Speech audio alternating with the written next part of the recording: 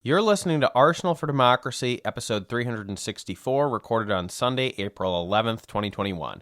I'm your host, Bill Humphrey. Joining me on the line this week from New York is Kelley. Hi, Kelley. Hey, Bill. And on the line from here in Massachusetts is Nate. Hi, Nate. Great to be here, Bill.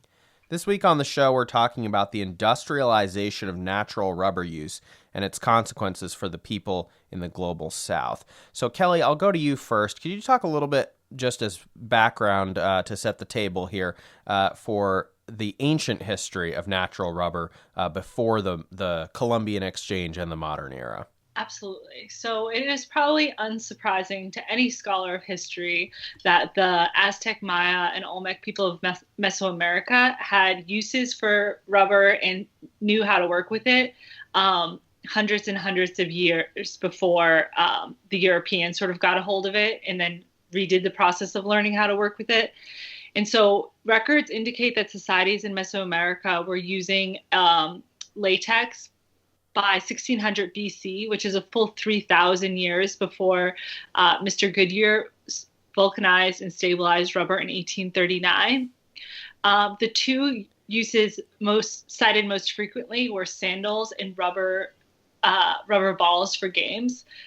These ball games were a really central piece of the societies of Central America. And so not only were they able to use the rubber, which they were able to tap from trees, but they also mixed it with morning glory vines, which made the latex less brittle. And so the ratio of latex and morning glory vines depended on whether it was more important for the rubber to be durable or bouncy. So they would mix the rubber and these vines up differently for sandals and balls, which they wanted to bounce more. And it's really unsurprising that they made these gains, given that we know that these early societies of Mesoamerica were committed to scientific inquiry and found not only this natural resource of natural rubber, but then figured out how to mix it with these vines to use it for different purposes, from ball games to rubber sandals. So after the Columbian Exchange begins, if you want to call it that, following the arrival of Christopher Columbus's voyage into the New World and everything that followed from that, rubber experimentation in Europe occurred from that point onward at the end of the 1400s until the end of the 18th century, when early industrial capitalism started trying seriously to put rubber into use as an industrial product component. Research in the second half of the 1700s had come up with better knowledge of rubber's properties, advantages, and disadvantages, as well as gradually some ideas on how to use it as more than a novelty. According to one source that I read, which was from a book, The Fate of the Forest, Developers, Destroyers, and Defenders of the Amazon by Susanna Hecht, a rubber factory making ladies' garters began production in France in 1803, which would have been, if not the earliest, one of the earliest sort of industrial uses of rubber. If you look at the Wikipedia article for natural rubber and then look in the history sections, you can find a summary of how rubber has been used in the textile industry. Quote, rubber produced as a fiber, sometimes called elastic, had significant value to the textile industry because of its excellent elongation and recovery properties. For these purposes, manufactured rubber fiber was made as either an extruded round fiber or rectangular fibers cut into strips from extruded film. Because of its low dye acceptance, feel, and appearance, the rubber fiber was either covered by yarn or another fiber directly woven with other yarns into the fabric. Rubber yarns were used in foundation garments. While rubber is still used in textile manufacturing, its low tenacity limits its use in lightweight garments because latex lacks resistance to oxidizing agents and is damaged by aging, sunlight, oil, and perspiration.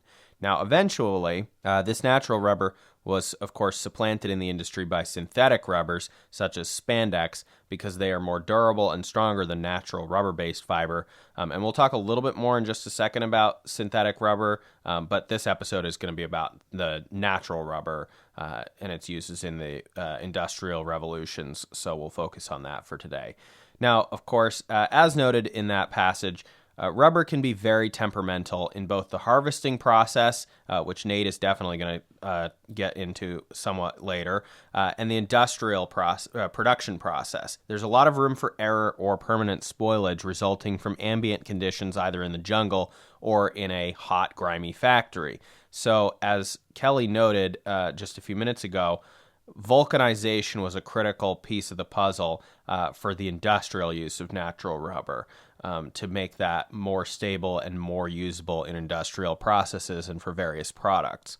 From 1834 to 1839, Charles Goodyear, a northeastern U.S. experimental chemist and engineer, was experimenting with chemical mixture ideas to harden and strengthen the finicky natural rubber for industrial purposes. One of the biggest challenges was rubber heating up and then melting. So in 1839, he was shocked to discover that it was actually possible to use sufficient heat to harden rubber rather than melting it, which he patented and named vulcanization, although originally, according to Britannica's entry on this, he called it fireproof gum.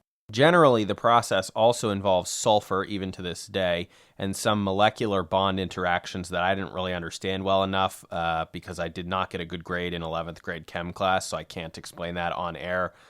Maybe one of you will explain it at some point as we go, but it doesn't really matter as long as you understand the gist of what was being accomplished. Goodyear had fine-tuned his new process, by 1844 to support real production and began licensing the patents for use in Europe.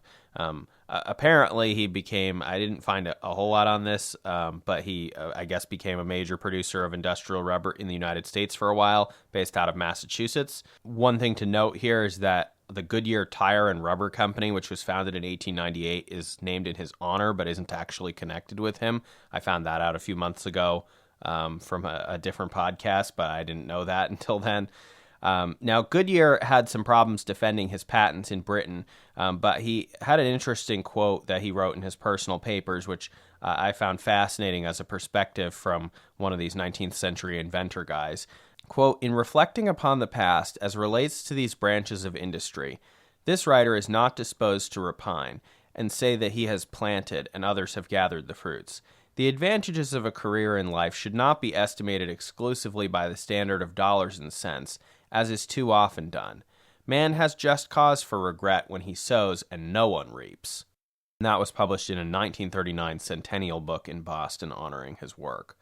Now, interestingly, Goodyear died in 1860, just over 20 years after his invention, and just before the massive rise of rubber usage over the course of the Second Industrial Revolution after the American Civil War, with all the horrors that inflicted on the people of the Amazon and then Africa and Asia, as we're about to talk about in just a few minutes. I found that interesting, though, that because he died in 1860, he sort of launched this process, but didn't really see it take off to the enormous extent that it was about to, because the point when he happened to pass away kind of marks a approximate turning point in the first and second industrial revolutions in the United States and to some extent in Europe. Now, the statistics reflect the changes resulting from the vulcanization process for the industry. The rubber extraction boom that followed clearly represents or reflects at least, a ravenously growing demand in the global north. In 1855, as Kelley's going to talk about in a few minutes, over 2,100 tons of rubber was exported from the Amazon, but that figure reached 10,000 tons by 1879. Those statistics are from Barbara Weinstein's book, The Amazon Rubber Boom, 1850 to 1920. And plantation production, which Kelley will talk about, began in the mid-1870s to try to keep up with demand that could not be met by naturally occurring and often widely dispersed wild sources in the jungle. Now, before we get into that, though, I just wanted to talk about, at least briefly, how this changed the industrial economies of the world. So common uses of natural rubber in the pre-World War II era included things like wire insulation, door and window profiles, hoses, industrial belts, gaskets, matting, flooring, vibration dampeners, rubber tires, which includes either solid or pneumatic tires for both bikes and vehicles, kitchen gloves and insulation gloves, boots, toy balloons, rubber bands, pencil erasers, the aforementioned textile uses, rain gear. There's another brand name involved in that. Macintosh, as in Macintosh raincoats, was an early pioneer in rubber processing, although it actually took Goodyear's vulcanization to make it work as a material rather than his initial idea of just a waterproofing treatment to put on raincoats. Rubber's also used in certain kinds of masks, in scuba gear, in athletic balls, which of course traces back to the ancient world. I also didn't realize how old scuba gear was, actually, and it seems like rubber was an important component in making that work as well. Now, let's talk very briefly about synthetic rubber, just so we have a framework to understand kind of where the natural rubber industry is at this point. So synthetic rubber was a relatively small share of rubber in use each year until World War II, when the disruption of global rubber production and trade, especially in Southeast Asia, and the urgent rubber demands for war material compelled the United States to rapidly ramp up production of petroleum-based artificial rubber by over 100 times to some 820,000 tons a year by 1945.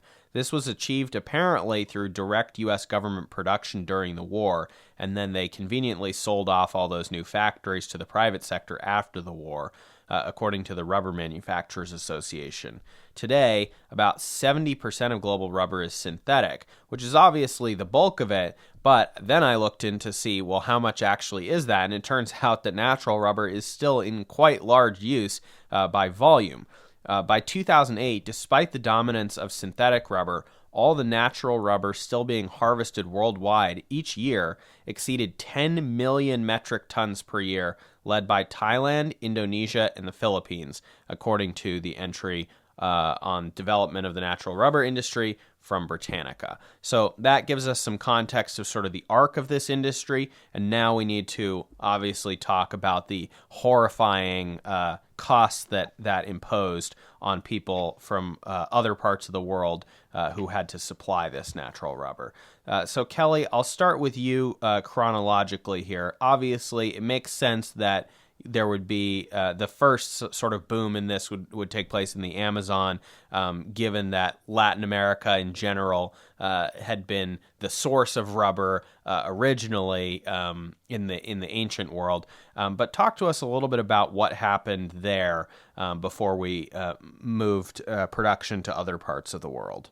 Absolutely. So before production moved to other parts of the world, the Amazon was really the place to get rubber.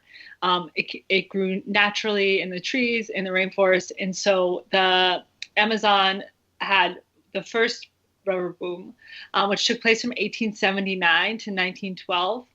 And it happened in the Amazon base of Brazil and Bolivia, and also parts of Peru.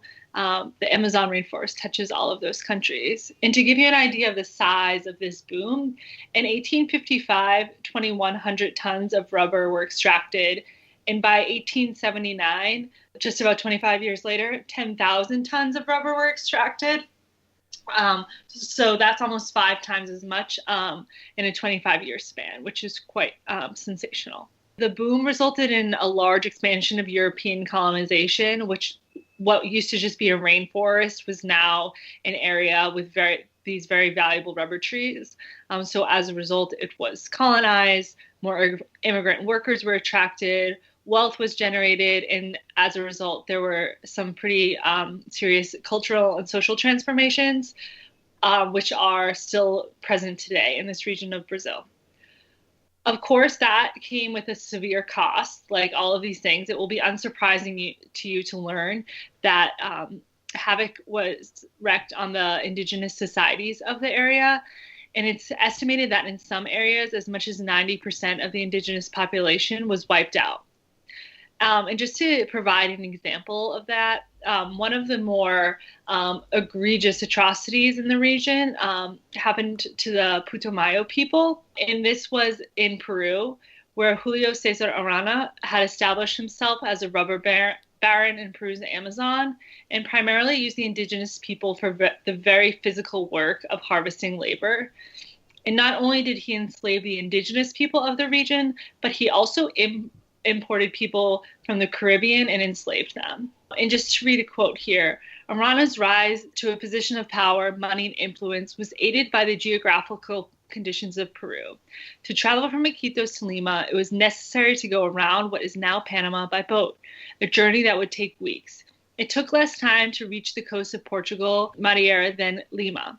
The Amazon was, in many ways, an autonomous region where borders were loose and political control from the central government was almost non-existent. Furthermore, the government needed the entrepreneurs to protect the border against foreign invasions. This allowed people like Julio Cesar Arana to act with complete impunity. The local judiciary was in place to protect the interests of local businesses. People from outside the region were not welcome. So these enslaved people, both from the indigenous people from Peru as well as people brought from the Caribbean, they were enslaved and they were treated like enslaved people are, not given enough to eat. This is dangerous physical work. No thought was given to their safety or protection. And they were just at the mercy of this rubber baron. And I think what's interesting here is not only was this just what was happening in the day, it is not a surprise that colonial powers allowed this to happen, but also that this sort of geographic feature of these communities being really isolated in this very dangerous Amazon rainforest, and that geographical isolation just allowing these systems of enslavement to thrive without the watchful eye of pretty much anyone on the global stage. And so, like I said, it's pretty grim, the statistics and the stories about the Amazon at this time, where as much as 90% of the indigenous population was wiped out. The booming rubber industry meant a lot of wealth for some people, the barons, the people at the top in particular. Manaus, which is the capital of the Brazilian state of Amazonia, had a per capita income of twice as much as Brazil's coffee producing regions.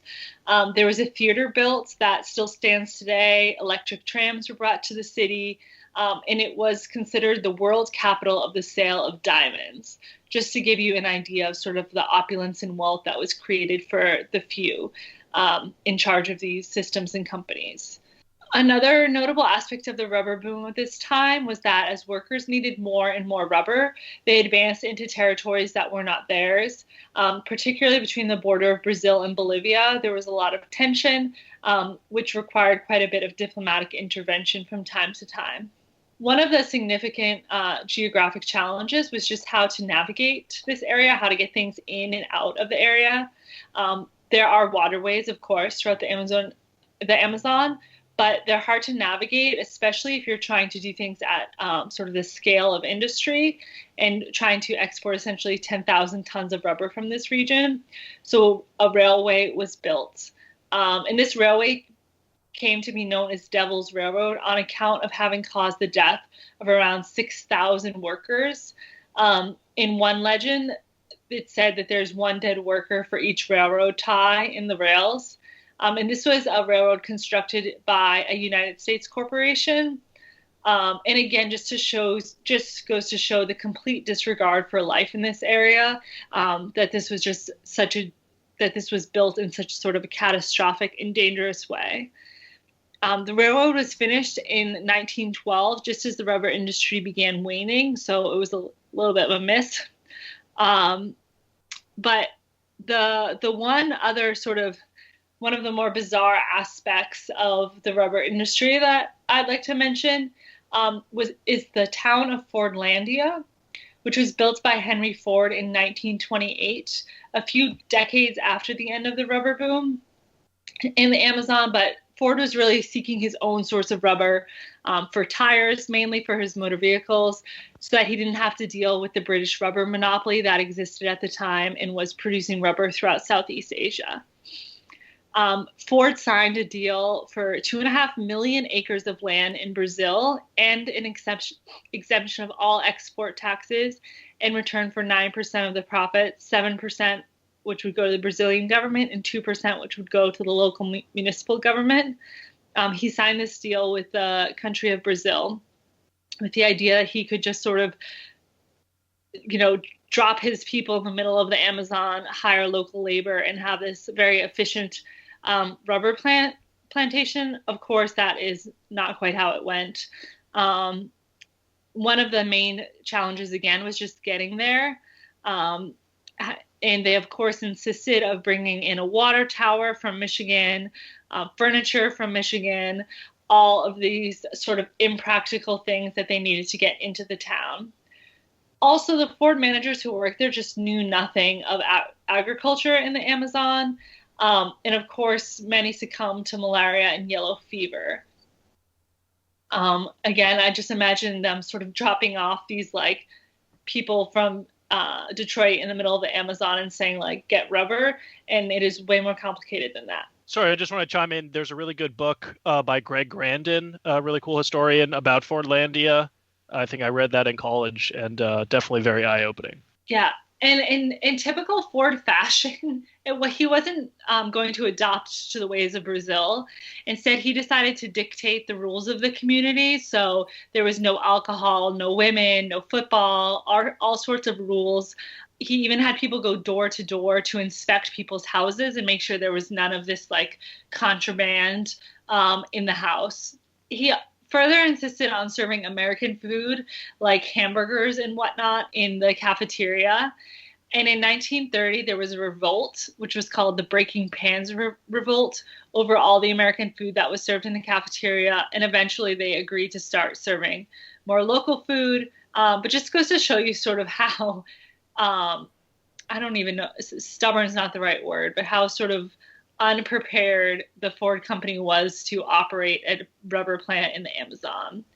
And so, with all of these project failures, and as Bill said, the development of synthetic rubber, the project was pretty much a total failure. And Henry Ford's son sold the land back to the Brazilian government at a loss of $20 million. So that just sort of gives you a sampling of the. You could talk about any one of these things for hours, and people, like Nate said, have written very interesting books on it. But just to give you a sample, this is where rubber was at this time. This is where it was native to people in the region knew how to use rubber. And so this huge rubber boom brought serious exploitation of the local indigenous people. It also brought the colonization in the building and everything that goes along with that. And in very bizarre twists, it also brought Henry Ford in his attempt to create this American colony essentially in the middle of the Amazon to no avail.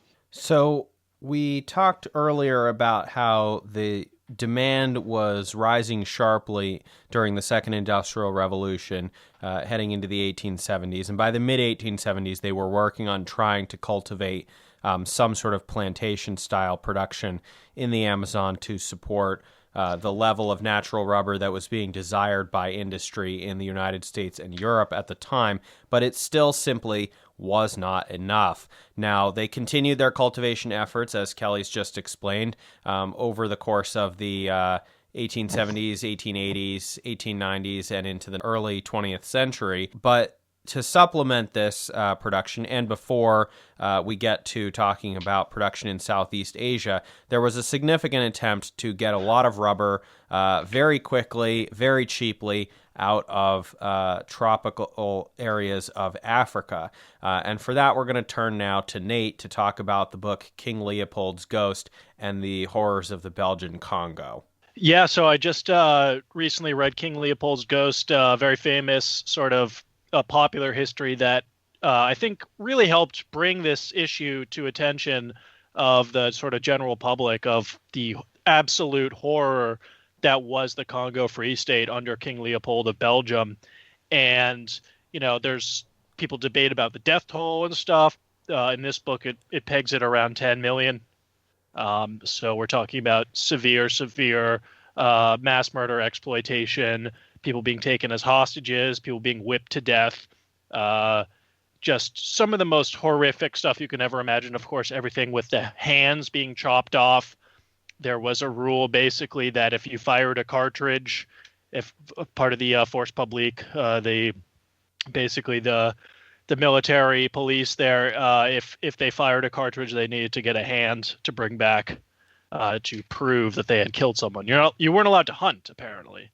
Only hunting humans. So, but we should talk about how this all started off. In 1890, the bicycle craze was taking off. The Dunlop company started making tires that, you know, of course, you don't really want a ride that has no support or whatever. That would just be too bumpy. So the inflatable rubber tire really did change things up. And you talked a little bit about, Bill, before Charles McIntosh to waterproof rubber. So that was sort of the background to all of this. And King Leopold was initially trying to get in on the colonialism game through ivory, because I guess ivory back at the time was a little bit like plastic today, in that it could be molded into a lot of different shapes and stuff, and it was quite valuable. So that was sort of the initial idea, but he went extremely in debt because of his investment in the Congo. He's also trying to invest all over the place, including in Egypt with the Suez Canal, I think, at one point, also in the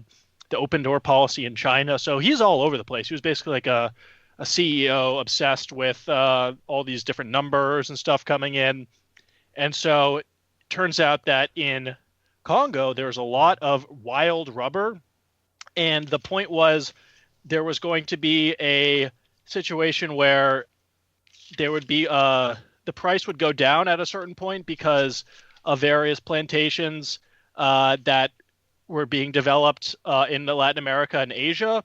But that takes a couple decades for rubber to mature and be able to be tapped sustainably, or at least to get a large production of it. So basically there were 2 decades where Congo had a wild rubber boom.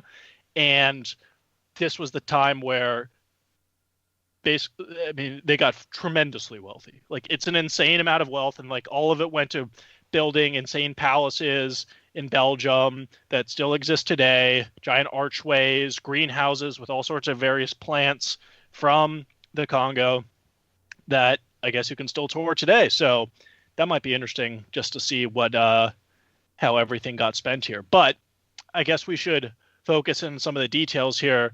When Kelley was talking about the various railway situation that was going on there, definitely reminded me, because at a certain point, they had to bring rubber had to be carried by porters. It could be sent down the river, the Congo River, but at Stanley Pool, as it was called, there had to be basically people hauling it on their heads, especially enslaved Black Africans, to the coast so they could be shipped out away. But eventually a railroad was produced, but they brought in a lot of Chinese laborers. And that was the idea. So, but then hundreds of them died. There were cemeteries basically pocketing the entire route there. And of course, there would be guards basically keeping them in the work camps. And then every morning, crowds of angry laborers would lay dead bodies at the feet of their European supervisors, the bodies of their comrades who had died during the night. And there was a saying that each railroad tie cost 1 African life and each telegraph pole 1 European life. So that was sort of the situation there that I thought was related with the railroad. But I think we should make the point that, yeah, it became tremendously profitable. So the king set up several sort of investment companies that could potentially, he would get a cut of that, and then they would bring the rubber back to Europe. So one of the companies, the Anglo-Belgian India Rubber and Exploration Company, or ABIR, they spent 1.35 francs per kilo to harvest rubber in the Congo and then ship it to the company's headquarters in Antwerp, where it sold for prices that reached 10 francs per kilo, a profit of more than 700%. And by 1898, the price of ABIR stock was nearly 30 times what it had been 6 years earlier. So we're seeing a tremendous boom, similar to what we talked about with the cotton boom about a century beforehand. And overall, by 1890 to 1904, total rubber earnings increased by 96 times over. So pretty significant, I would say. And I think the big issue that we're looking at here is rubber is not capital intensive to harvest. However, it is extremely labor intensive because you have to climb up a lot of the time these very tall trees. People would fall and break their backs or be killed. You have to climb higher and higher to tap the rarer vines. And if you were to fully cut a vine instead of just tapping it, it would result in death also. But then the basically the quotas that were required by the Belgian colonialists were such that oftentimes you would have no choice but to cut the rubber plants. So, sort of a catch-22 there. The laborers would have to spread it on their bodies, I guess, basically in order for it to coagulate a little bit or something, so they could basically store it. And even the force publique people recognize that this was not a great situation. It's like, the native does not like making rubber. He must be compelled to do it, said Louis Chutlin from Force Publique. Sometimes as many as 24 days per month were spent in the forest sleeping in cages for protection against leopards. So basically, the Force Publique would show up at a village. Everyone would flee immediately because they knew what was going to happen. The Force Publique would start destroying the village, oftentimes razing villages to plant more rubber, or they would just destroy all the food and chickens, try to capture the women, and then use those as hostages to compel further labor. And some places, the quotas were as many as 3 to 4 kilos a fortnight. And I think they were estimated at one point, due to the metal disc system to track laborers, there were about 47,000 laborers at this one time. But as we all know, about 10 million died. And then, of course, the payment was often little trinkets, cloths, beads, and most importantly, a knife in order to actually tap the rubber. So, we could go more, all the details about this. There's a lot going on in this book, including history of some of the people who very bravely expose the rubber trade and the extreme horrors that were going on there. Whether it was people like Edmund Morel, who's basically like a trade official, but noticed that we're getting back a ton of rubber from the Congo, but we're only sending guns, and there's no balance of trade here. And he recognized, okay, this is obviously slave labor. So yeah, that's that situation. And then there's also a lot of other really interesting characters like Roger Casement, who I saw people were posting about on Twitter the other day. And his diary was a great source of the history of what was going on. He traveled there extensively, and then he later died in jail because people found his diary and recorded his he was open homosexual and decided that he wasn't going to hide it necessarily, but also if someone found the diary, then that would be a real bad situation. Also, people like George Washington Williams, who was an early black historian, a Civil War veteran who traveled throughout the Congo, exposed a lot of the issues that were going on there in a letter to King Leopold. Unfortunately, he died on his way back to America. So there's a lot of really interesting stuff in this book, and a lot of different ways that you can sort of look at all of this. I do want to mention one other thing, that there is a good documentary recently that came out on HBO Max called Exterminate All the Brutes by Raoul Peck, who's made a bunch of different movies, some of which I've seen about people like Patrice Lumumba, the young Karl Marx. He has a thing on the Rwandan genocide. So really good filmmaker, and he connects a lot of these issues in a way that, were not surprising to me or probably some of the listeners of this show, just because we've talked about stuff like the Herero and Nama genocide conducted by the Imperial German state in Southwest Africa. But it really goes into how the colonial exploitation of the global South paved the way for fascism in Germany, and then, of course, the continuing effects that we're seeing to this day. So I could talk maybe a little bit more, but we should probably maybe move on to talk about Asia. But yeah, there's also additional notes that we'll include in the episode notes PDF up at arsenalfordemocracy.com when we post this episode. So as you said earlier, Nate, during this period, it takes a while to get a rubber plantation to maturity if you are able to get it to succeed at all.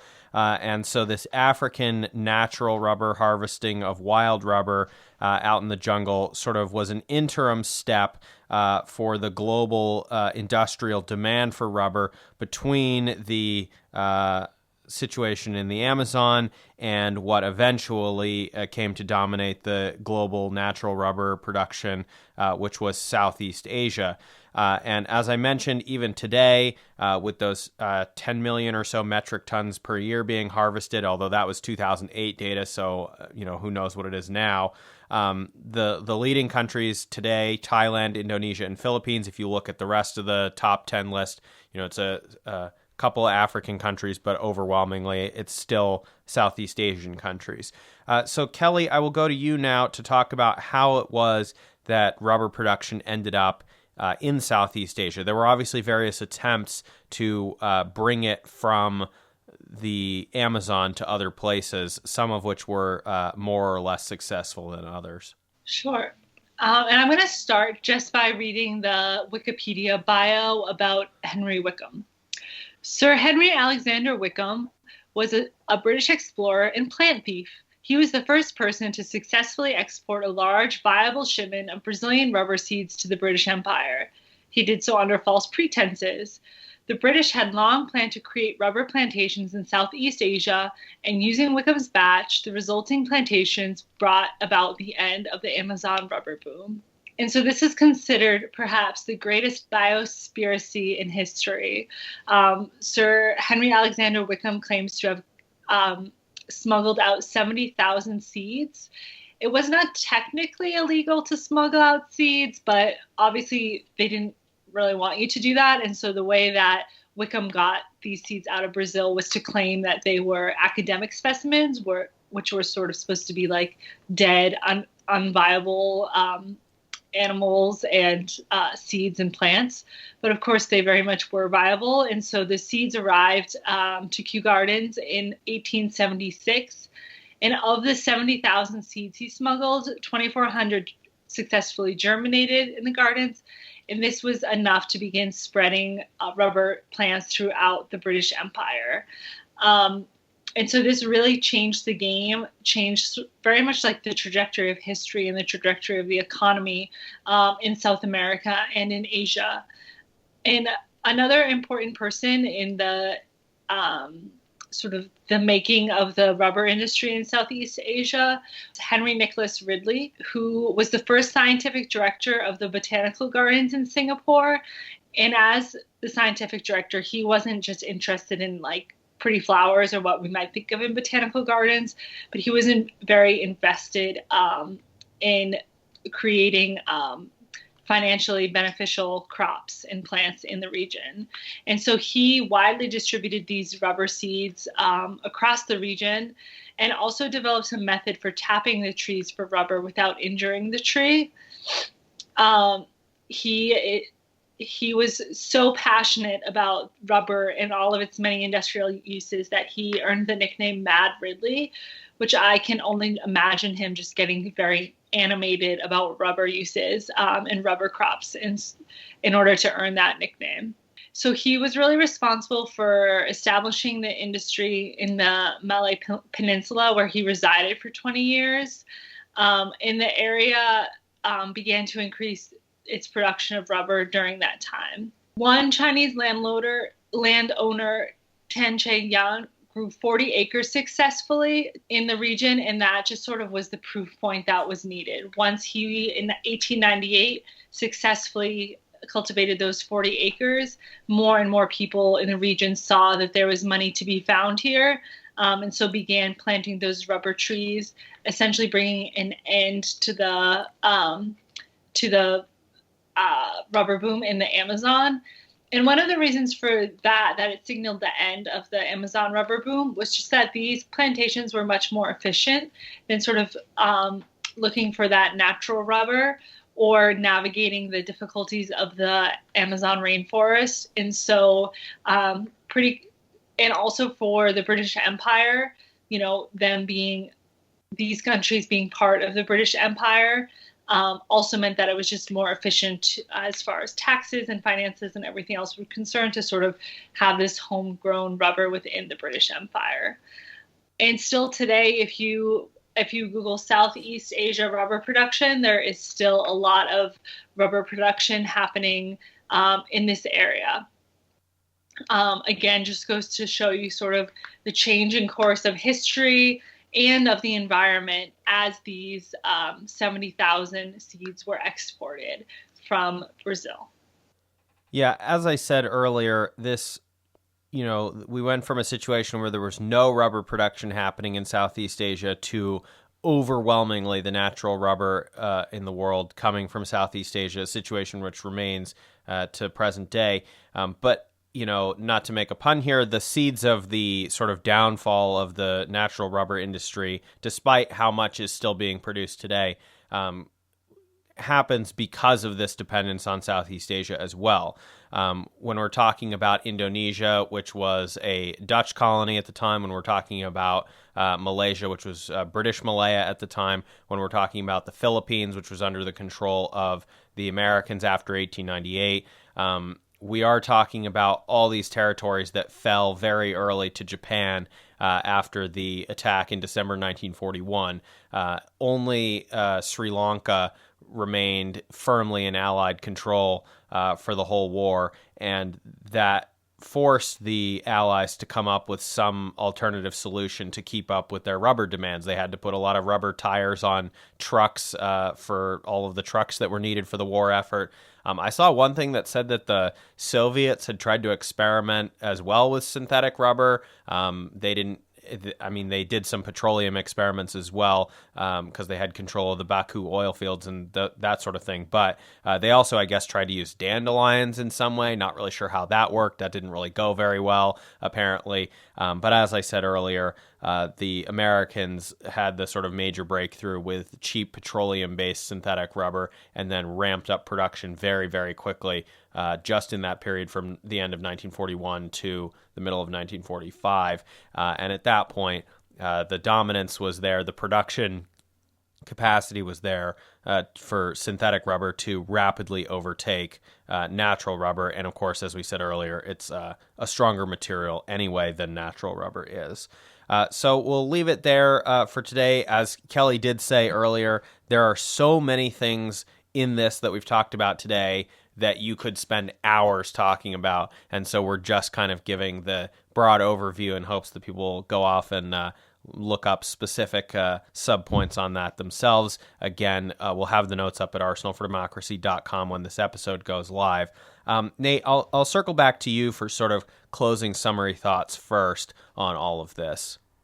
Yeah, I will just maybe repeat what I said before about the similarities between the cotton boom and the rubber boom. It kind of seems like where you have these extremely lucrative commodities that are basically essential to the emerging, what we would now consider like modern life, civilization, and everything, where it would almost couldn't imagine life without them now, like rubber or just the easy access of cloths and linens and things like that. But if you actually look into the history, a lot of this easy access is, of course, provided by massive degrees of exploitation in the third world, especially, or the global south. So, this is something that we should always be looking at, whatever we're talking about, really, whether we're talking about like modern supply chains and things like that, where stuff is being produced, or also just looking back at the history of all sorts of different stuff. I was reading a book about the salt. There was I remember that book came out mid 2000s or something like that. Just started rereading again. But you can do this for pretty much any commodity. So I feel like it is important to sort of take a look at the history of a lot of these things. Not that I'm like some super eat local or whatever, even though you could always do more of that. But it's just sort of like, yeah, these are very important histories, especially when you see like the massive horror that something like the Congo Free State perpetrated. Kelley, I'll go to you now for your sort of summary thoughts on this. Yeah, similarly, just I've been thinking about how sort of ubiquitous rubber is to our lives, and yet how much history there is and how many themes we see repeating in history, from colonialism to enslavement of indigenous people to sort of theft of natural resources and some pretty serious environmental challenges, all in your little rubber eraser at the end of your pencil. So just important to step back and sort of realize how much history these things have that we take for granted each day. All right. Well, Kelley, thank you so much for being on the episode this week. Thanks for having me, Bill. And Nate, thanks for being here as well. Thanks, Bill.